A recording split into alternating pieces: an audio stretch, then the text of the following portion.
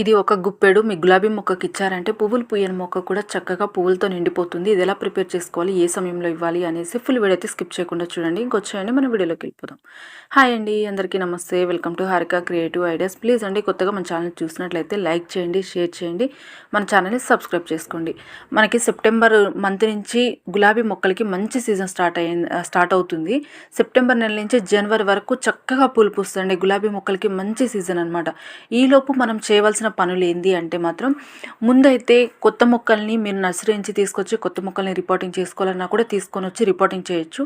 మన గార్డెన్లో ఉన్న మొక్కలు కూడా సరిగ్గా పువ్వులు పుయ్యకపోతే కూడా వాటిని కూడా రిపోర్టింగ్ చేసుకోవచ్చు అండి. చక్కగా అయితే పూస్తాయి. కొమ్మలు నాటుకోవడానికి కూడా ఇది మంచి సమయం అనమాట. మనకి నాటు గులాబీలు ఉంటాయి కదా, నాటు గులాబీలు కూడా కొమ్మలు నాటుకోవచ్చు. ఇది చాలా మంచి సమయం కాబట్టి మీకు ఏమైనా కొత్త మొక్కలు తెచ్చుకోవాలనుకుంటే తెచ్చి మన ఛానల్లోనే రిపోర్టింగ్ వీడియోస్ ఉన్నాయండి. మట్టి ఎలా కలుపుకోవాలి అనేసి, ఎలాంటి మట్టి నాటుకుంటే గులాబీ మొక్కలు బాగా పూస్తాయి అనేసి వీడియోస్ చాలా ఉన్నాయి, చూడండి. సో ఫస్ట్ నేను ఒక 3 టిప్స్ చెప్తానండి ఈరోజు. ఈలోపు మనం చేసుకోవాల్సిన పనులు అనమాట. సీజన్ స్టార్ట్ అయ్యేలోపు మనం చేసుకోవాల్సిన పనులు గులాబీ మొక్కకి. చాలామంది కామెంట్ సెక్షన్లో ఏమి ఇస్తున్నారంటే గులాబీ మొక్కలు ఇలా ఎండిపోతున్నాయి, కొమ్మలన్నీ ఎండిపోతున్నాయి అనేసి. కొమ్మలు ఎందుకు ఎండిపోతాయి అంటేనండి, మనం ఫస్ట్ ప్రూనింగ్ చేసుకోవాలి. కంపల్సరిగా ప్రతి ఒక్క కొమ్మని మనం ప్రూనింగ్ చేసుకోవాలి. ప్రూనింగ్ చేసుకుంటేనే కొత్తగా చిగుళ్ళు స్టార్ట్ అయ్యి వాటి నుంచి పువ్వులు పూస్తాయి. ఇలా ప్రూనింగ్ చేసుకోవడం వల్ల కూడా ఏంది అంటే కొమ్మలు కూడా కొంచెం బలంగా తయారవుతాయండి. సన్నగా ఉన్న కొమ్మలు కూడా మనం ఎక్కువ ప్రూనింగ్ చేయడం వల్ల కొంచెం బలంగా తయారైతే మొక్కలు అనేది చనిపోవు. కాబట్టి ఈ టిప్ అయితే ఫాలో అవ్వండి. ప్రూనింగ్ చేసిన తర్వాత చాలామంది జాగ్రత్తలు అయితే తీసుకోవట్లేదండి. దానివల్లే గులాబీ మొక్కలు అనేది చనిపోతూ ఉంటాయి. కొమ్మ తెగులు, ఎండు తెగులు అనేసి వచ్చి చనిపోతూ ఉంటాయి అన్నమాట. కంపల్సరిగా ప్రూనింగ్ చేసిన తర్వాత జాగ్రత్తలు అయితే తీసుకోవాలండి. ఎలాంటి జాగ్రత్తలు తీసుకోవాలి అంటే మాత్రం ప్రూనింగ్ చేసిన తర్వాత డైరెక్ట్ వాటర్ అనేది ఆ కొమ్మల మీద అయితే పోయకూడదు. ఎప్పుడైనా సరే కొమ్మల మీద వాటర్ పోయకుండా వాటిని అయితే పసుపుతో కానీ అలోవెరా జెల్తో కానీ కవర్ చేసుకోవాలండి. మనమైతే కంపల్సరీ కట్ చేసుకున్న తర్వాత మనం వాటిని అలాగే వదలకూడదు. అదేవిధంగా ప్రూనింగ్ చేసుకునేటప్పుడు కూడా ఇలా షార్ప్గా ఉన్న కత్తెరనే వాడాలండి. ఎందుకు అంటే మనం సగం కట్ చేసి వదిలేసినా సరే అలా కూడా కొమ్మ ఎండిపోతుంది.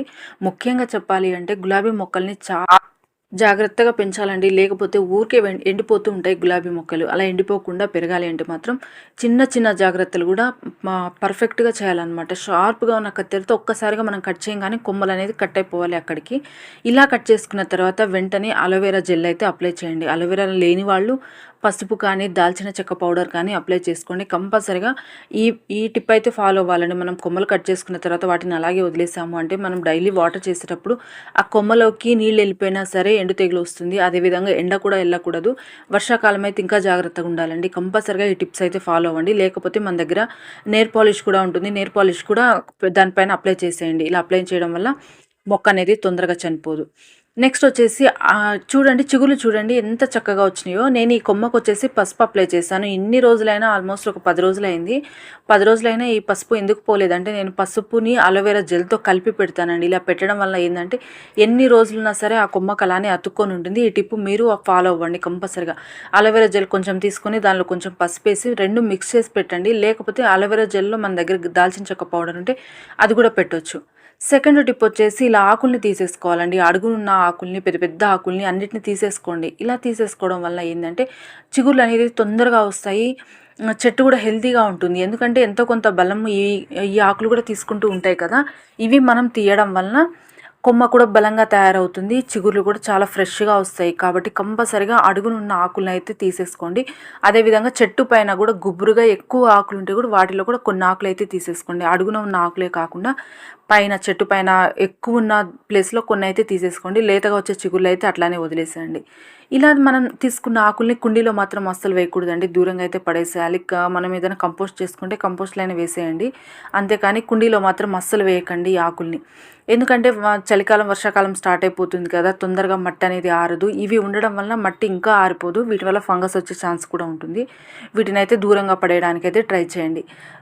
ఫైనల్గా థర్డ్ టిప్ వచ్చేసి ఇలా ఆ కుండీలలో ఏమన్నా గడ్డి మొక్కలు కానీ పిచ్చి మొక్కలు కానీ అలాంటివి ఏమన్నా ఉంటే తీసేసుకోండి. ఎప్పటికప్పుడు మనం తీసేసుకుంటూ ఉండాలండి. ఎంతో కొంత బలం అవి కూడా తీసుకుంటూ ఉంటాయి. మన ఎన్ని కంపోస్టులు, ఎన్ని ఎరువులు ఇచ్చినా సరే అవి తీసేసుకుంటాయి. చూడండి గడ్డి మొక్కలు ఎలా వస్తున్నాయో.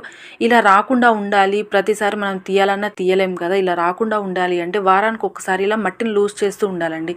ఇలా లూజ్ చేయడం వల్ల వేర్లతో పాటు ఆ గడ్డి మొక్కలు అనేది లేసి వస్తూ ఉంటాయి కదా.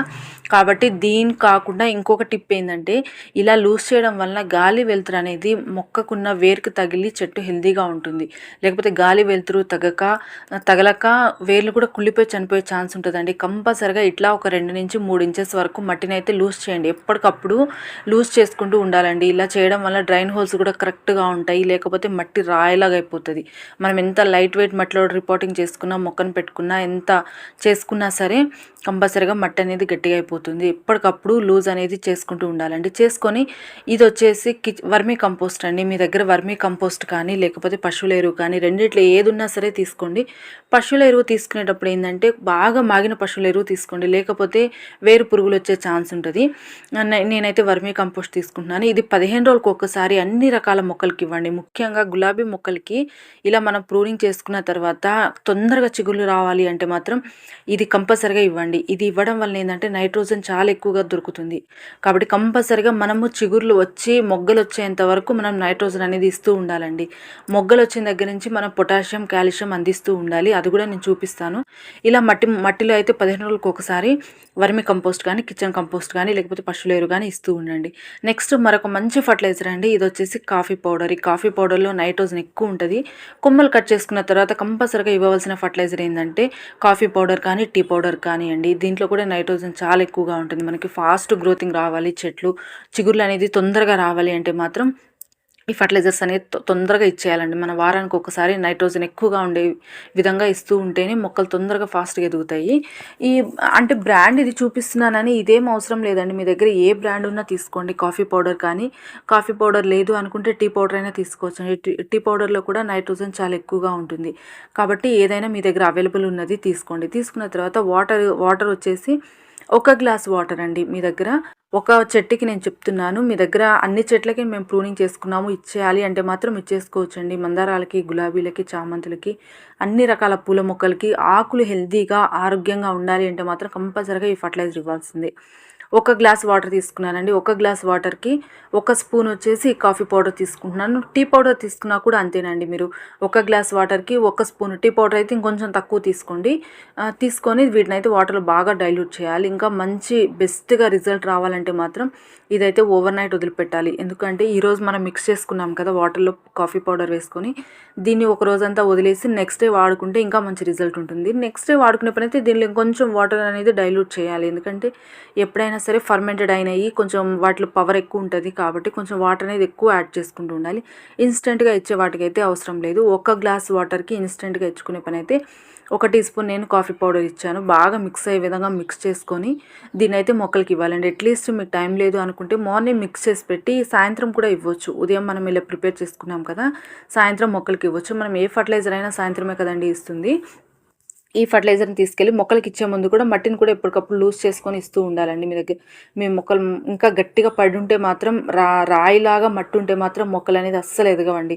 కాబట్టి కంపల్సరీగా ఎప్పటికప్పుడు లూజ్ చేసుకుంటూ ఉండాలి. నా కుండీలలో అన్ని మొక్కల్లో కోకోపీట్ ఎక్కువ ఉంటుంది. దానివల్ల చూడండి ఎంత లైట్ వెయిట్గా ఉంటుందో, లూజ్గా ఉంటుంది మట్టి. తీసుకెళ్ళి నేను మొక్కలకైతే ఇచ్చేసుకుంటున్నానండి. ఇదే ఫర్టిలైజర్ అన్ని మొక్కలకైతే ఇచ్చేసుకున్నాను. నేను ఎక్కువ ప్రిపేర్ చేసుకున్నాను. ఇంకా ప్రిపేర్ చేసుకొని మందారాలకి, గులాబీలకి, మల్లెపూ మొక్కలకి, అన్ని మొక్కలకైతే ఇచ్చేసుకున్నాను. ఈ వీడియో మీకు నచ్చిందంటే మాత్రం కంపల్సరీగా లైక్ చేయండి, షేర్ చేయండి. మీ గులాబీ మొక్కలు ఇంకా ప్రూనింగ్ చేయకపోతే మాత్రం కంపల్సరీగా ప్రూనింగ్ చేయండి. ఇప్పుడు ప్రూనింగ్ చేశారంటే మాత్రం మనకి సెప్టెంబర్ మంత్ నుంచి పువ్వులు పూయడం స్టార్ట్ అవుతుంది. ఈలోపు మనం ఇవన్నీ చేసి పెట్టామంటే సీజన్కి స్టార్ట్ అయిపోతుంది అనమాట. కంపల్సరీగా ఈ టిప్స్ అయితే నేను చెప్పిన టిప్స్ అయితే ఫాలో అవ్వండి. చాలామంది ఫర్టిలైజర్ చూస్తున్నారు కానీ టిప్స్ అనేది ఫాలో అవ్వట్లేదు. ప్రాబ్లం మనం ఏంటి తెలుసుకొని దానికి తగ్గట్టు సొల్యూషన్ చేసుకుంటూ ఫర్టిలైజర్స్ అనేది ఇవ్వాలి.